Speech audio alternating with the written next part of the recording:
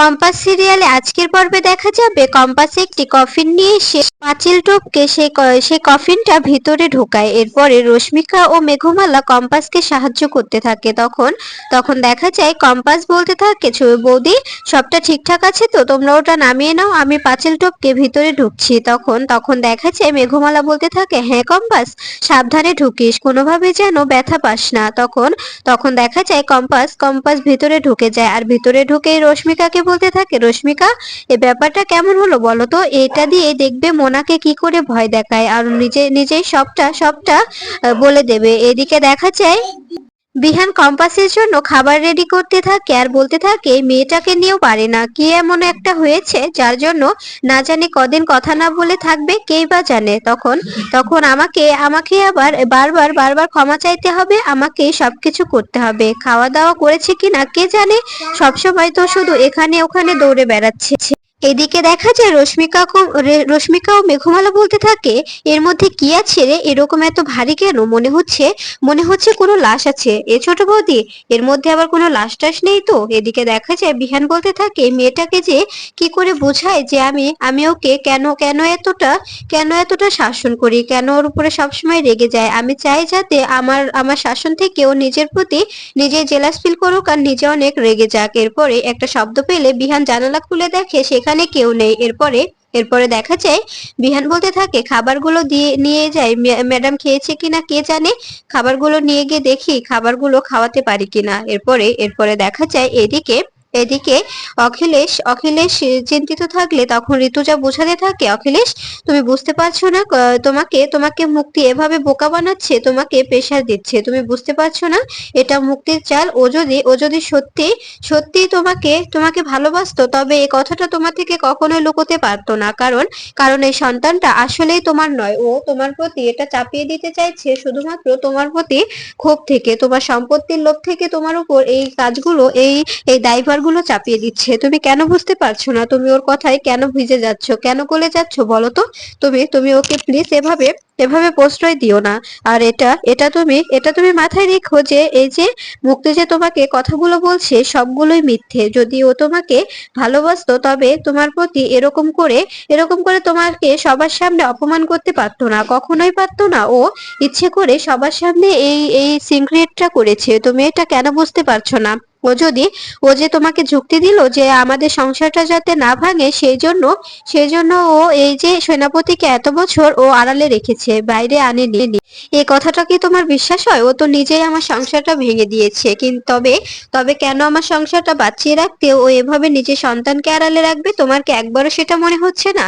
এদিকে দেখা যায় কম্পাস, রশ্মিকা ও মেঘমালা তিনজন মিলে কফিনটা কম্পাসের ঘরে নিয়ে আসে। এরপরে কম্পাসের ঘরে নিয়ে এসে কফিনটা খুলতে থাকে। তখন তখন অস্মিকা বলতে থাকে, ছোট বৌদি কিছু বলছো না কেন, এর মধ্যে কোনো লাশ নেই তো? তখন তখন দেখা যায় কম্পাস বলতে থাকে, দেখোই না কি কি হয়, এবার শুধু শুধু দেখো। এরপরে এরপরে দেখা যায় যখনই কফিনটা খুলে তখন সেখান থেকে বেরিয়ে আসে একটা কঙ্কাল।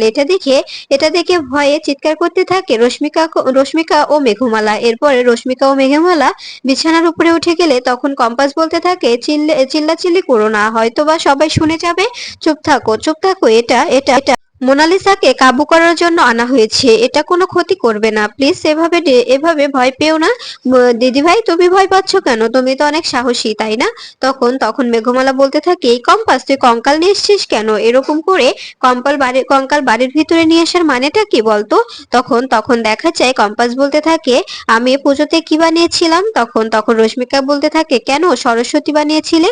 এদিকে দেখা যায় ঋতুজা ও অখিলেশ কথা বলছে, তখন সেখানে এসে দাঁড়ায় মুক্তি মুক্তি বলতে থাকে, আমি আমি চাচ্ছিলাম যে তোর তোর পরিচিত কারো থেকে অখিলেশ আর সেনাপতির ডিএনএ টেস্টটা করিয়ে নিতে, তাই তাই আমি সেটাই বলতে এসেছিলাম, কারণ আমার ছেলেটা অনেক গিল্টি ফিল করছে। ও বলছে, মা তুমি তুমি এমন কি কাজ করেছো যার জন্য সবাই তোমাকে এভাবে ঘৃণা করছে, আমার বাবা পর্যন্ত আমাকে আমাকে নিজের সন্তান বলে মানছে না, তুমি তুমি কি এমন করেছো যার জন্য তোমাকে সবাই এভাবে ছোট করছে?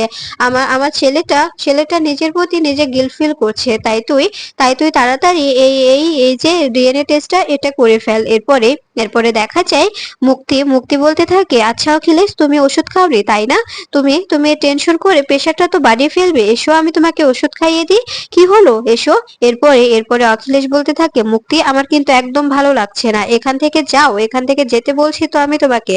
তখন মুক্তি বলতে থাকে, আমি আমি কিছুতেই শুনবো না, তোমাকে আমি ওষুধ খাইয়ে দেবো। তারপরে এভাবে এভাবে যদি তুমি টেনশন করতে থাকো তোমার শরীরটা তো খারাপ করবে, তখন তখন এই দায়ভারটা কে নেবে? তখন মুক্তির কথা শুনে ঋতুজা বলতে থাকে, তুমি তুমি যেরকম যেরকম বিপদ ঘরে এনেছো এখন সেটা সহ্য করো। এই বলে মুক্তি ঋতুজা সেখান থেকে বেরিয়ে যেতে চায়। এরপরে এদিকে দেখা যায় কম্পাস বলতে থাকে, ঠিক এটাও সেরকমই রোবট, ওই রোবট সিস্টেম একটি একটি কঙ্কাল, এটা দিয়ে আমি মোনালিসাকে এমন ভাবে ভয় দেখাবো ও নিজেই সবার সামনে সবটা খুলে বলবে, সবার সামনে নিজের সত্যটা স্বীকার করবে যে ও অন্ধ হওয়ার নাটক করছে। এরপরে এরপরে দেখা যায় রশ্মিকা ও মেঘমালাকে বলতে থাকে, তোমরা তোমরা আমাকে হাতে হাতে সাহায্য করো। তখন রশ্মিকা বলতে থাকে, প্লিজ ছোট বৌদি, আমাকে এসবের মধ্যে জড়িও না, আমি আমি এটা শুতে পারবো না, আমার খুব ভয় করছে। তখন কম্পাস বলতে থাকে, কোনো ভয় নেই রশ্মিকা, দেখো তুমি ছুঁয়ে দেখো, কোনো ভয় নেই, এটা তো আসল কঙ্কাল নয়, তুমি কেন বুঝতে পারছো না বলো তো?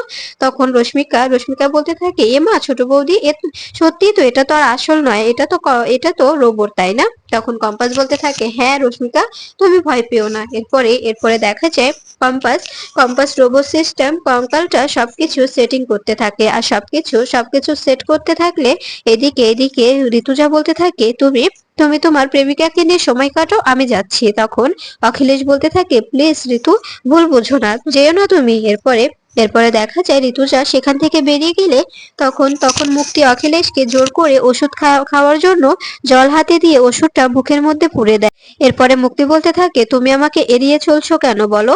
তুমি আমাকে এড়িয়ে চলছো কেন? আমি ভুল করেছি, যার জন্য তো আমি তোমাদের কাছে ক্ষমা চেয়েছি, তারপরেও তুমি আমাকে এভাবে এড়িয়ে চলছো কেন? আর তুমি কি ভুলে যাচ্ছো যে ডিকে আছে এখানে?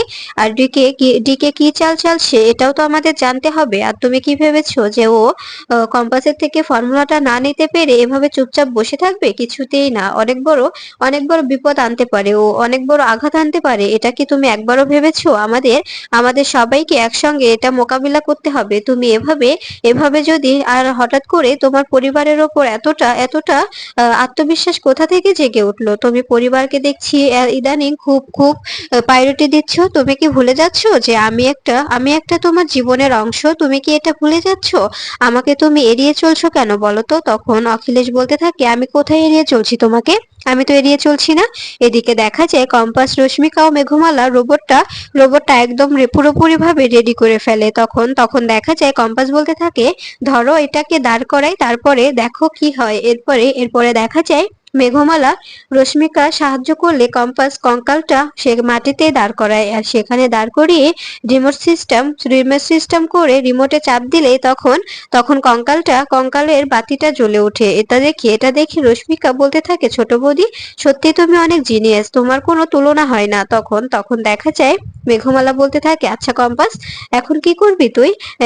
এভাবে এভাবে কি মোনালিসা কথা বলবে? তখন দেখা যায় কম্পাস বলতে থাকে, মোনা ম্যাম যা ভয় পায় না, অবশ্যই বলবে। ঠিক তখনই বিহান ঘরের দরজায় এসে ধাক্কা দিলে তখন কম্পাস ভয় পেয়ে যায়। এরপরে কম্পাস বলতে থাকে, কে? তখন বিহান কথা না বললে তখন কম্পাস বলতে থাকে, কে কে ডাকছো? এখন আমি দরজাটা খুলতে পাবো না, আমার অনেক ঘুম পেয়েছে, আমি ঘুমাবো, তাই প্লিজ এখান থেকে যাও। তখন দেখা যায় বিহান বলতে থাকে, কম্পাস দরজাটা খোলো, আমি বিহান। এরপরে দেখা যায় বিহানের কণ্ঠ শুনে সবাই অবাক হয়ে যায়। এরপরে সবাই তড়িঘড়ি করে জিনিসপত্রগুলো সরাতে থাকে, আর সবাই মিলে জিনিসপত্রগুলো সরানোর জন্য রশ্মিকা আর মেঘমালা দুজনে হাতে হাত লাগিয়ে কাজ করতে থাকে। তখন কম্পাস বলতে থাকে, সবটা ঠিকঠাক ভাবে লুকিয়ে রাখো, উনি যেন কিছুতেই বুঝতে না পারে যে লোক না। এরপরে দেখা যায় দরজা খুলে দিলে তখন বিহান বলতে থাকে, কি ব্যাপার, এত দেরি হলো কেন? তখন কম্পাস বলতে থাকে, আপনি এত রাতে কেন এসেছেন এখানে? তখন দেখা যায় বিহান বলতে থাকে, তুমি খেয়েছো কিনা সেটা তো জানি না, তাই খেয়ে তোমার খাবার দাবার দিতে এলাম। এরপরে দেখা যায় এটা দেখে রশ্মিকা ও মেঘমালা দুজনেই হাসতে থাকে। এরপরে এরপরে দেখা যায় বিহান বলতে থাকে, এতগুলো খাবার নিয়ে এসেছি, সরো সরো, ভিতরে ঢুকতে দাও, আমার তো হাতটা লেগে গেছে তাই না। এরপরে এরপরে দেখা যায় ভিতরে ঢুকে এলে তখন মেঘমালা বলতে থাকে, বাবা বিহান, এরকমটা মাঝে মাঝে হওয়া দরকার, এভাবে এভাবে হাজবেন্ড ওয়াইফ রাগারাগি হবে, তারপরে নিজেদের মধ্যে মিল করানোর জন্য খাবার নিয়ে আসবে, এমনটাই তো হওয়া দরকার তাই না, তাই না রশ্মিকা, কি বলছো? তখন রশ্মিকাও হাসতে থাকে আর বলতে থাকে, হ্যাঁ ছোটদা ভাই, এটা তো সিলেবাসের প্রথম প্রথম পৃষ্ঠা তাই না। তখন দেখা যায় কম্পাসও হাসতে থাকে আর বিহান বলতে থাকে, রশ্মিকা তুই কিন্তু বেশি পাকা হয়ে যাচ্ছিস, ছোট ছোটর মতো থাক, বেশি পাকামো করিস না। আর বৌদি, তুমি এসব কি বলছো? তখন তখন মেঘমালা বলতে থাকে, কেন বিহান, লজ্জা পাওয়ার তো কিছু নেই, এখানে লজ্জা পাওয়ার কি আছে, তুমি তোমার বউকে খাবার দিতে এসেছো, অন্য কাউকে তো নয়, তুমি তো তোমার প্রেমিকাকে খাবার দিতে যাওনি তাই না। এরপরে এরপরে দেখা যায় কম্পাস বলতে থাকে, আচ্ছা আপনি আপনি আমার জন্য খাবার আনতে গেলেন কেন হঠাৎ করে? তখন মেঘমালা বলতে থাকে, কম্পাস তুই বুঝতে পারছিস না, বিহান তোর জন্য মন খারাপ করছে, তাই তো তোর জন্য খাবার নিয়ে এসেছে, এতে আবার জানার কি আছে বলতো।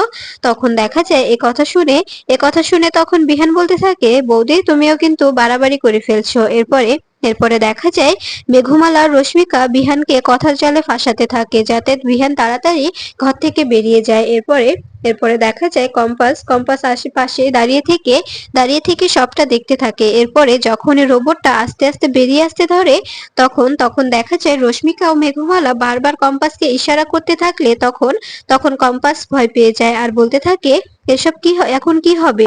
এরপরে দেখা যায় রশ্মিকা ও মেঘমালা বারবার বারবার কম্পাসকে ইশারা করলে তখন কম্পাস ইশারা করে বলতে থাকে, তোমরা ওনাকে কথার জালে আটকাও, আমি ব্যাপারটা দেখছি। এরপরে এরপরে দেখা যায় এদিকে ডিকে ডিকে রশ্মিকা ও মেঘমালার ফোন ট্র্যাক করে সেই বাড়িটির সামনে আসে। এরপরে ম্যানেজার বলতে থাকে, স্যার আমি ওদের ফোন ট্র্যাক করে বুঝতে পেরেছি ওরা ওরা সবসময় এ বাড়িতেই আসতো, আর আমাদের লোকজন লাগিয়ে রেখেছিলাম, ওরাও বলেছে যে ওরা ঘন ঘন এখানে যাতায়াত করে, তাই বলছি এখানে কম্পাসের বাবা মা আছে। আর তখন তখন দেখা যায় ডিকে বলতে থাকে, তোমরা এখানে ওয়েট করো, আমি একাই ভিতরে যাব। তখন তখন ম্যানেজার বলতে থাকে, স্যার ওখানে যাওয়াটা কিন্তু রিস্কি হবে, এত এত বড় রিস্ক নেওয়া কি উচিত হবে? কারণ কম্পাস মেয়েটা যেরকম আপনি তো জানেন, ও ও ভিতরে কি রকম না কি কি করে রেখেছে, ব্যাপারটা কিন্তু এভাবে এভাবে হালকাভাবে নিলে হবে না। তখন ডিকে বলতে থাকে, তোমাকে যেটা করতে বললাম সেটা করো, এই বলে ডিকে ডিকে এগোতে থাকে। এরপরে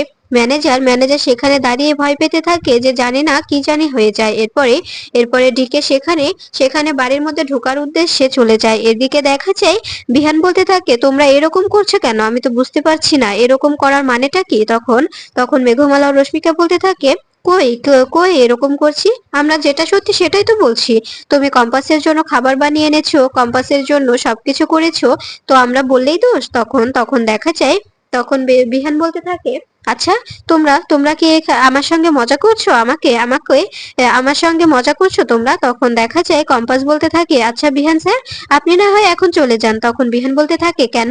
তখন তখন কম্পাস বলতে থাকে, আপনি তো চাইলেও আমার সঙ্গে এখানে জোর করে থাকতে পারবেন না, তাছাড়া আপনার রাত বিরাতে মনে হলো আপনার প্রেমিকার কথা আর আপনি আমাকে ফেলে চলে গেলেন, এটা তো আমি মানবো না, এটা তো আমি মানতে পারবো না, তাই তাই আপনি এখান থেকে চলে গেলেই ভালো হয়। তখন তখন দেখা যায় বিহানের পেছনে কঙ্কালটা চলে এলে তখন তখন কম্পাস বিহানের হাতটা ধরে বিহানকে সরিয়ে নেয়। আর এদিকে এদিকে রশ্মিকা ও মেঘমালা দুজনে মিলে কঙ্কালটা ভিতরে নিয়ে যায়। এরপরে এরপরে দেখা যায় বিহানের হাত ধরে কম্পাস বলতে থাকে, যান, আপনি আমার কাছে যেহেতু বারবার ক্ষমা চেয়েছেন, আবার আমার জন্য ভালোবেসে খাবার নিয়ে এসেছেন, তার জন্য আমি আপনাকে ক্ষমা করে দিলাম। তখন বিহান বলতে থাকে, কিসের জন্য ক্ষমা করলে তুমি আমাকে?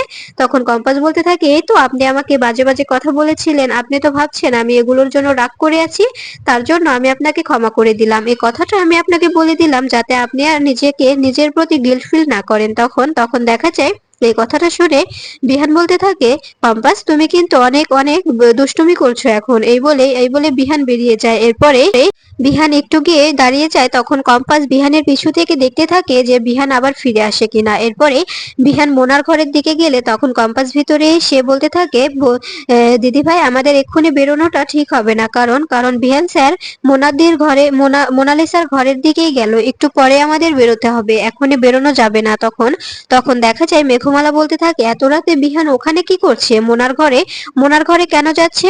তখন তখন দেখা যায় কম্পাস কম্পাস বলতে থাকে, আমি আমি জানি না, কিন্তু কিন্তু উনি উনি মোনার ঘরের দিকেই গেল, আমি এটা দেখেছি, তাই আমি নিশ্চিত। তখন তখন মেঘমালা বলতে থাকে, এই ছেলেটাকে কিছু আর বলা গেল না, কি যে করি না এই ছেলেটাকে নিয়ে।